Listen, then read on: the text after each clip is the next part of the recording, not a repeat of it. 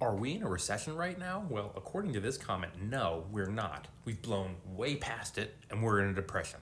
I'm going to tell you why that's not true, but first, you're going to smash that follow. Hey, thanks. First of all, what's the difference between a recession and a depression? They're both downturns in our economy, usually based on stuff like a decline in GDP and unemployment.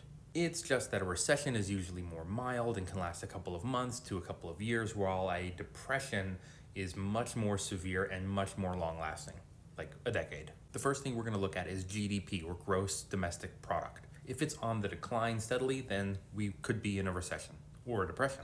Let's take a look. Well, according to the Bureau of Economic Analysis, you can see here that the GDP has increased by 6.3%. Okay, well, before people rush to the comments and say, well, you're just cherry picking, you're just looking at the one thing, let's also look at unemployment. If it is on the rise steadily, then yeah, we could be in a recession, or even worse, a depression.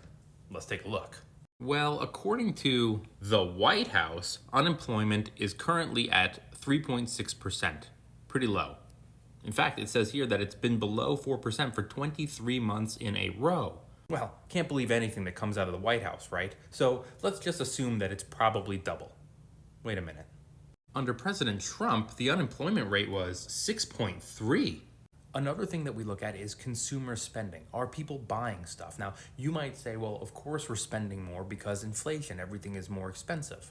But you can see that in 2023, U.S. consumer spending hit all-time highs of $15 billion, even though it does say that we've pulled back across major categories like clothing and electronics. However, we are still buying stuff we don't need, which is usually the sign of a strong economy. Let's take a look at that. And I'm only going to use one example here. It's Amazon. Amazon had record-breaking Black Friday and Cyber Monday holiday shopping events. Customers bought more than 1 billion items on Amazon and saved nearly 70% more in the 11 days of deals compared to the same time in 2022. Customers ordered more than 500 million items from independent sellers who are usually small and medium businesses.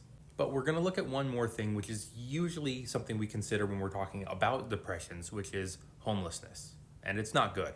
According to the 2023 Annual Homeless Assessment Report, 653,000 people experienced homelessness in the United States. It is a 12% increase from 2022. Yikes. And by the way, I'm not saying, hey, it's all sunshine and rainbows out there and everything is fantastic. It's not. A lot of people are struggling immensely.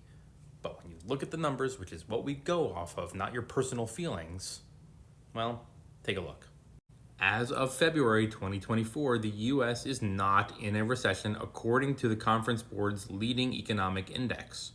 Now, I say this all the time, but the best way to prepare for a recession or a depression is to have 6 to 8 months of emergency savings and a stacked and diversified investment portfolio. So if you want to learn how to invest, smash that follow.